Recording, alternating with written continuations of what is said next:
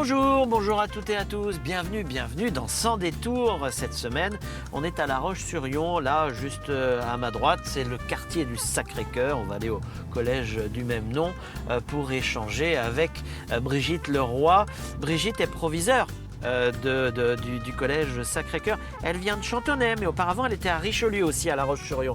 Dans sa jeunesse, elle était prof de maths. Vous allez voir, elle est sympa, Brigitte, elle est même drôlement sympa. Bon, je vous cache pas, je la connais bien. Notamment, il y a un moment ou un autre où on va parler théâtre tous les deux, parce que dans une autre vie, on a beaucoup chahuté ensemble.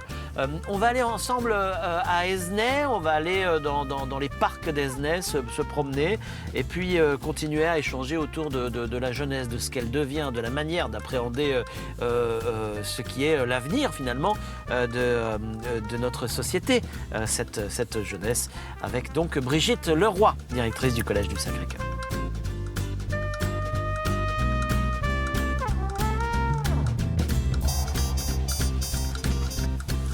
Ne te presse pas de monter comme ça trop vite dans la voiture. Salut Brigitte, ça va? Ouais, je suis contente de te voir. Moi, je suis content aussi d'être avec toi. C'est super. C'est très enchâssé, le collège du Sacré-Cœur. Alors en fait, il est au cœur du quartier, Ouais. collé à l'église. D'accord, Voilà. très bien. Ça va, ta rentrée s'est bien passée? Super. C'est vrai? Ouais, je suis très heureuse ici. Nouveaux profs, Tout est nouveaux nouveau. élèves, tout est nouveau? Tout est nouveau. C'est facile ou c'est pas facile d'arriver dans un établissement comme ça? C'est assez facile en fait, C'est vrai? en général. Oh, ouais. tu avais déjà l'expérience. Ouais, de toute voilà. Et façon. puis en général, on est super bien accueillis par les équipes. Tout le monde Ouais. met en œuvre pour que ce soit le plus facile. On a vu ça sur TV Chacun. Vendée, hein, vous irez voir le petit l'accueil des profs. Hein. Voilà. C'était un reportage dans le JT il y a quelques Non, semaines. puis, Hein c'est vrai qu'avec l'expérience, c'est la 3e fois en fait que Ouais. j'arrive dans un établissement. Mais t'es encore jeune. En voiture? Ça, c'est pas sûr.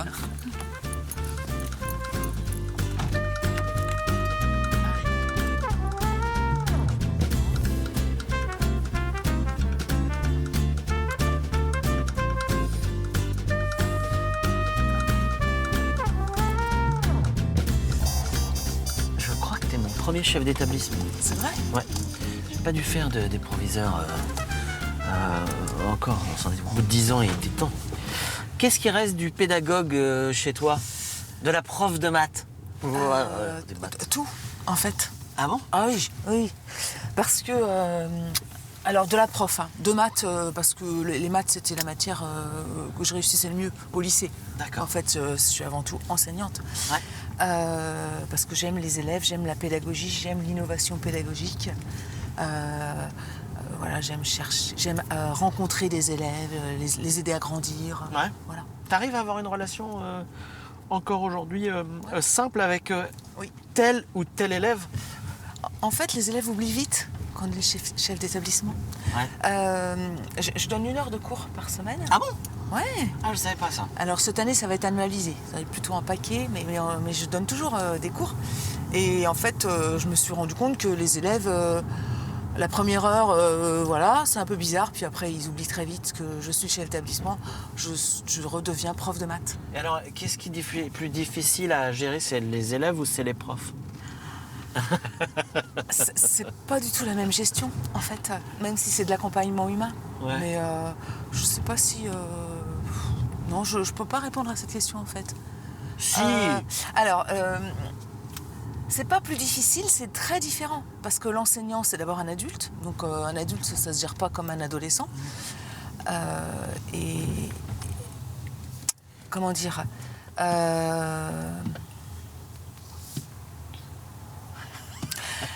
J'aime bien gérer les deux, en fait. Parce que j'aime bien accompagner les adultes. Oui. Parce que l'idée, c'est aussi de les faire grandir. Donc, de pouvoir les accompagner. À certains moments, eh bien, je pense qu'ils ne sont pas trop contents de décisions que je prends. Parce qu'il faut... Moi, je suis là pour gérer un collectif. Hein. Je leur dis, je suis toujours sur la ligne de crête entre le bien commun et puis les besoins individuels. Ouais, ouais. Voilà. Ouais. Mais on y arrive. Voilà, avec du dialogue et puis voilà. Et puis des élèves, les élèves sont des adolescents, donc eux, comme je dis souvent, ils sont pas finis. Donc il faut les aider à grandir. Ils se trompent, ils tombent, ils remontent, il y a des sanctions. Moi, ce que je dis aux élèves le jour de la rentrée, tout le temps, je leur dis qu'ils ont toujours le choix. Ils ont toujours le choix, y compris de monter dans le bus pour venir au collège le matin. Ah, hein. Je dis, après, il y a des conséquences, positives ou négatives. Ah, ouais. Quelle est ta posture de chef d'établissement? Tu as une posture de dirigeante, tu as une hiérarchie qui est assez écrasée, tu as trouvé le bon compromis. Comment tu travailles l'autorité? Alors déjà, moi, au niveau de la hiérarchie, j'arrive dans un établissement, enfin, pour les 2 derniers, je modifie l'organigramme, qui souvent est en râteau, Ouais. et ça ne me correspond pas. Donc moi, je fais déjà un organigramme en patate, avec les élèves au centre. Et puis tous les personnels autour. Patate. Ça Oui, fait- je vois, voilà. je vois. Avec tous les personnels autour, Ouais. chacun à sa place, chacun avec sa responsabilité. Et moi, je gère plutôt ça comme... on m'a confié la responsabilité de diriger l'établissement. Donc à certains moments, je vais prendre les décisions parce que c'est ce qu'on m'a confié. Comme la personne qui fait le ménage, on lui a confié la mission que ce soit propre, ben, elle prend les responsabilités dans le cadre de sa Ouais. mission. Voilà. Ouais. Et donc je ne suis pas dans la position hiérarchique. Je suis dans la position où chacun a sa place. Oui, mais c'est pas un peu démago ça? Parce que de temps en temps, tu dois piquer des coups de sang et taper du poing sur la table quand il y a soit un élève, soit un prof qui est un peu border sur tel ou tel dossier. Mais ça n'empêche pas, puisque c'est dans ma responsabilité. Ouais. Ma responsabilité est de gérer. Et donc, à certains moments, ce qui est très rare d'ailleurs, je suis obligée de taper du poing. sur la table. C'est rare. Ah ouais, super rare, parce qu'en fait, c'est pas comme ça que je fonctionne. D'accord. Voilà. Ça m'étonne pas. Je vais d'abord chercher à dialoguer, comprendre, et puis on va trouver ensemble des solutions. Ça, c'est pour les adultes. Les élèves, je m'énerve une fois par an après un élève, en moyenne. Et oui, d'accord. Bon, ça, on va pas rentrer forcément dans les détails. Pourquoi tu es devenu proviseur? T'étais pas bien prof de maths?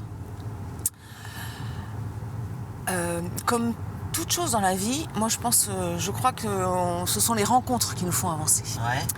Et j'étais toute jeune prof au lycée Jean 23 des Herbiers quand mon chef d'établissement, Marc Rondeau, est venu me chercher pour être responsable de niveau.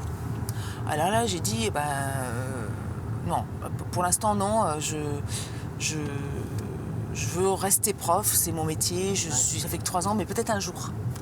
Et puis il se trouve que ce même Marc Rondeau, je l'ai retrouvé au lycée Notre-Dame-du-Roc, dans mon 2e poste, où il est devenu chef d'établissement aussi de cet établissement-là. Et quand il y a eu un poste de directeur adjoint qui s'est libéré, il est un peu venu me chercher, j'y suis un peu allée. Et voilà. Et puis après, une fois qu'on est directeur adjoint, c'est ce genre de mission, je m'étais donné 10 ans maximum. Mais Marc, il me disait toujours, tu vas devenir chef d'établissement. Mais j'aime pas quand les choses s'imposent. J'aime bien les signes. Et là, j'ai eu un signe lors d'un... J'ai participé à un colloque sur l'aménagement du temps scolaire. On était dans cette mouvance à ce moment-là. Et là, il y a eu un discours d'un évêque, dont je n'ai plus le nom, mais qui a défini l'enseignement catholique. Ouais. Et là, je me suis dit, si l'enseignement catholique c'est ça, avec cette ouverture, eh bien, je veux bien y aller. Et donc, je suis revenue de ce colloque, j'ai pris rendez-vous avec le directeur de Cézanne, qui était Jean-Christophe Mériot à l'époque, pour rentrer en formation de chef d'établissement. Ok. Ah, donc il n'y a pas si longtemps que ça, parce que moi, j'essaie de me remettre Jean-Christophe Mériot, tout ça. Il y a... Enfin, ça fait quand même une dizaine d'années, mais ça fait pas Alors, beaucoup plus que ça mon que premier chef poste, d'établissement. c'est en septembre 2011. Ah oui. Je suis arrivée à Richelieu. D'accord, à Richelieu en septembre Voilà. 2011. Bon, t'es lyonnaise Oui. et pur jus, hein? Alors, je suis née à Cholet Ouais. et j'ai vécu les 5 premières années de ma vie à Menomblé. Ouais. Voilà. Ouais. Et après, depuis que j'ai l'âge de 5 ans, j'habite La Roche. Et tu aimes La Roche-sur-Yon? Oui. Ou ça s'est pas posé comme question? T'es une vraie Vendéenne en fait. Ouais. T'es Vendéen qui bouge pas en fait. J'ai habité 5 ans à Nantes pendant mes études, Ouais. que j'ai faites à l'université de Nantes. Ouais.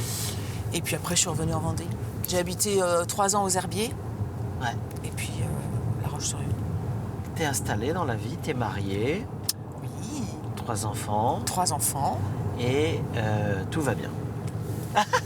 On va dire. On va dire Comment ça ton comme ça. mari a pris le fait que tu deviennes chef d'établissement? Oh, Philippe, qu'on embrasse. Il m'a toujours accompagné. Ouais. Vraiment, c'était la suite logique. Dans nos projets professionnels, les choix sont toujours faits ensemble, mais voilà, j'ai envie de dire que ça n'a pas posé de soucis, c'était plus naturel, c'est dans la continuité. Comment vous vous êtes rencontrés avec Philippe? Oh non, ça je peux pas le dire. C'est pas vrai? Tu veux pas le dire? Non. Ah bah tu dis pas, si tu peux pas le dire, tu dis pas. Ça. Ah bon, il y a des choses. Et il y a des secrets, vous irez creuser. Mais non, mais ça met en cause d'autres personnes. Et donc, Ah mais tu peux, ah non mais dans cette voilà. émission on est très Non, libre. non, là, On ça, dit je tout ce qu'on veut. Mais ça, je peux pas Tu dire. sais, alors je peux le dire aux téléspectateurs parce que ce que je dis toujours à mes invités, c'est que je pousse la porte de la maison, mais pas de la chambre. Oui, c'est ça. Donc là, clac, ça veut dire que ça c'est un sujet. Ben, c'est le sujet qui te regarde Voilà. et qui ne regarde de personne d'autre. C'est quoi, Brigitte, un bon pédagogue? Un bon pédagogue, il a quoi comme qualité? Tu as parlé de hiérarchie écrasée, de soucis de chacun, individuel. Quelles sont les autres bonnes qualités d'un bon pédagogue, que ce soit à la maison ou d'ailleurs dans ton métier? Il fait confiance. Confiance dans ses enfants, confiance dans ses élèves. Ouais. Ça, c'est vraiment la base. Ouais. Il les aime tels qu'ils sont et non pas tels qu'on aimerait qu'ils soient. Voilà. Et puis après, la transmission, la pédagogie, ça s'apprend, ça après le reste. Ouais. Voilà. Ouais. Mais, Tout le monde n'est pas pédagogue? tout le monde n'est pas pédagogue. Voilà, je pense, oui. Ok. Tout le monde ne me fait pas confiance a priori. Ouais. Voilà, tout. Voilà. Ah ouais. Très bien. C'est-à-dire que moi je dis toujours qu'un jeune, pour qu'il grandisse, il ne faut pas tirer sur les feuilles, il faut arroser le terreau. D'accord. On va écouter le morceau de musique que tu as choisi, puis je vais te dire où on va. Alors, est-ce que le morceau de musique va bien vouloir partir? Oui. On écoute Barbara. Tu as eu du mal à trouver Barbara? Oui. En fait, j'écoute très peu de musique. Ouais. J'aime beaucoup la musique, j'aime beaucoup aller au concert. Parce que pour moi, la musique, c'est une rencontre avec des personnes. Ouais. Et à travers un CD, il n'y a personne. D'accord. Et en plus, j'aime vivre dans le silence. Donc chez moi, quand je suis toute seule, je ne mets pas de Ah oui? musique. Pas de musique, pas de télé, rien, Non. le silence. Le silence. Bon, on parlera de tes loisirs un peu dans quelques instants, puis on va continuer à parler des jeunes qui avant ingurgitaient une pédagogie, des enseignements, puis aujourd'hui les jeunes ils sont inspirés par tout un tas de trucs tout autour, etc. C'est pour ça que je t'emmène dans les parcs d'Esnay, parce que il y a à la fois des jeux pour enfants, il y a tu vois, il y a un peu de nature qui doit être pris en compte aujourd'hui d'ailleurs dans l'enseignement, etc., etc. Donc on va à Esnay, t'as bien compris qu'on est sur la route d'Esnay, et on va se promener dans les parcs. Bah oui, parce qu'on cause. Allez, on écoute l'Aigle Noir de Barbara. L'oiseau vint se poser. Il avait les yeux couleur rubis et des plumes couleur de la nuit. À son front brillant de mille feux, l'oiseau roi couronné portait un diamant bleu. De son bec, il a touché ma joue. Dans ma main, il a glissé son cou. C'est alors que je l'ai reconnu, surgissant du passé, il m'était revenu. Brigitte, t'es une femme manuelle. Oui. Oui, je pense que dans une autre vie... Quand on se suit sur les réseaux sociaux, Oui. j'ai vu que tu tricotais et tu m'as dit pas seulement en préparant cette Non. émission. Tu fais quoi d'autre? De la couture. Je fais beaucoup de couture. Mais tu fais quoi en couture? Des vêtements? Alors, je fais des vêtements, je fais beaucoup de sacs, D'accord. Voilà, des Ah, accessoires. j'ai vu passer des sacs. Voilà. Effectivement. Ouais. D'où ça te vient, ça?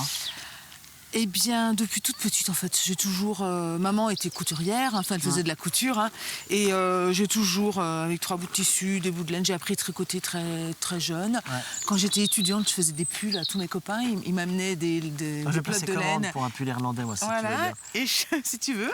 Et je faisais des pulls. Après, je me suis acheté une machine à coudre pendant mon premier congé maternité. Ouais. Voilà.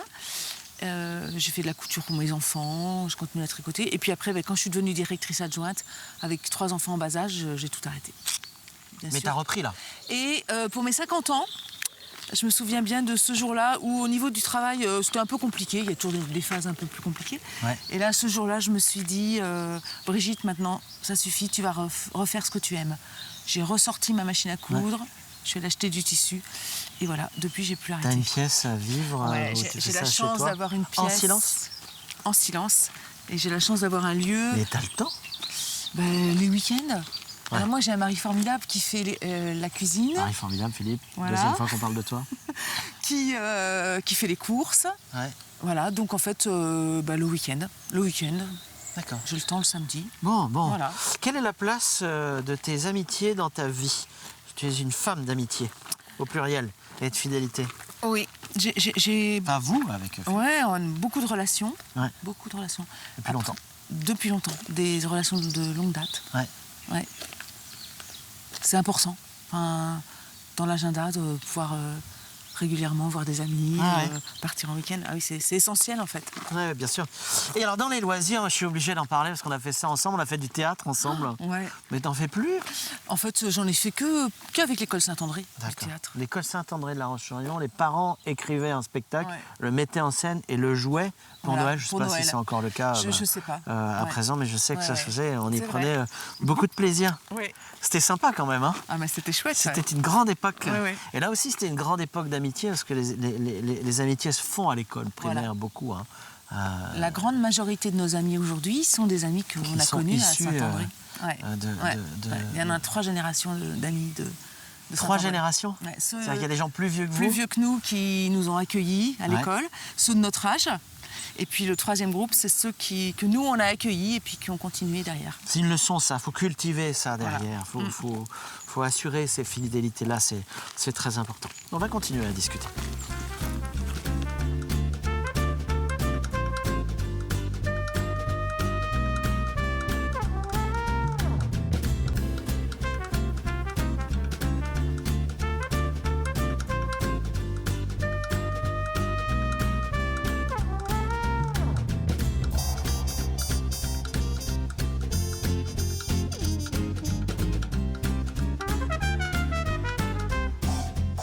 Brigitte, si je t'ai amené ici, c'est à la fois pour la nature, pour les jeux, pour les enfants, et pour parler encore et toujours de cette jeunesse-là qui évolue. Aujourd'hui, on a des gamins qui avant, une tête bêche, ils apprenaient les maths, etc. Aujourd'hui, on doit prendre en compte plein de trucs chez l'enfant, plein de trucs. Peut-être beaucoup trop de trucs chez l'enfant. C'est pour ça que je t'ai amené ici. Les jeunes d'aujourd'hui sont très très différents. Ah oui. Ils sont comment? Avant, c'est toujours une question de hiérarchie. Ouais. Avant, il y avait les adultes, les jeunes. Aujourd'hui, ils se placent comme ça. Ouais. Ça ne veut pas dire que l'adulte ne doit pas poser les règles, etc. Mais un jeune, il a besoin qu'on lui explique pourquoi, qu'on lui donne du sens. On ne peut pas lui dire tu fais ça. Il faut lui dire pourquoi tu fais ça. Voilà, ils ont besoin de sens. Ouais. Voilà. Pour moi, la grosse différence, elle est là.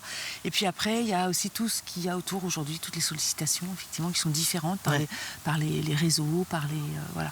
Donc ça les change. Ça t'inquiète pas, les écrans, les téléphones portables des gamins, partout, tout le temps, dès le plus jeune âge. On en a même dans les supermarchés à 3 ans là, qui sont verrouillés. J'ai du mal à comprendre. Ouais. Si c'est inquiétant, je pense que c'est inquiétant. Ouais.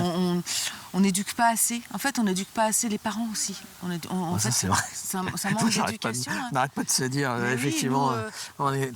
mais quel modèle on donne à nos enfants quand on est fixé sur un portable dès qu'on a 2 minutes, quoi. Brigitte, bon, tu as pris ton premier poste en 2011. Oui. Le Sacré-Cœur, c'est peut-être pas ton dernier poste? Si. Si, c'est vrai. Bah oui. Pourtant, tu es très jeune. Ça, c'est bon flatter. C'est ça, Voilà. c'est de Mais non, non. circonstance. En fait, C'est ton dernier poste. Voilà, ouais, c'est mon dernier poste. D'accord. Mm. Et après, tu prépares déjà en couple, vous commencez à réfléchir, on va Alors, faire quoi à la retraite? Philippe Comment on sera- va s'engager? Ou comment? Est-ce que moi, je vais rester dans la petite pièce de vie avec... Alors, Mon Philippe tricot et sera à ma la retraite machine. avant moi. Ouais. Donc voilà.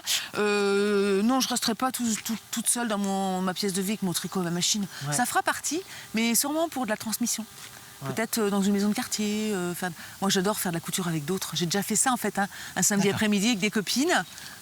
Hop, et j'ai même fait une fois où il y en a, ils n'avaient jamais touché à une machine à coudre de leur vie Ouais. et sont repartis le soir avec leur sac. D'accord. Donc, C'est une de tes aspirations. Ouais, Un peu de ouais. voyage, non? Pas du tout? oui, si, mais j'y pense et pas de- trop, c'est quand même pas Ah, tout de ouais. suite. Même si c'est mon dernier poste, c'est pas Mais non, demain. mais hein. comme je sais que le poste de Philippe, c'est bientôt, c'est pour bientôt, c'est quand même dans Oui, 3-4 ans, mais quoi. il partira pas en voyage sans moi. Ah oui, c'est ça, on sait jamais. Donc, Non, mais on profite déjà, en fait. On n'attend pas la retraite pour c'est important, ça. profiter. Là, en fait, on n'a plus trop de contraintes familiales, Ouais. donc on profite. Il n'y a pas de souci. Très bien. Merci. De rien. C'était sympa. Merci à toi. On a passé un bon moment. Ouais. On se retrouve dans 15 jours pour un nouveau numéro de Sans Détour. La semaine prochaine, vous le savez, c'est Caroline Tronche. À bientôt. Salut.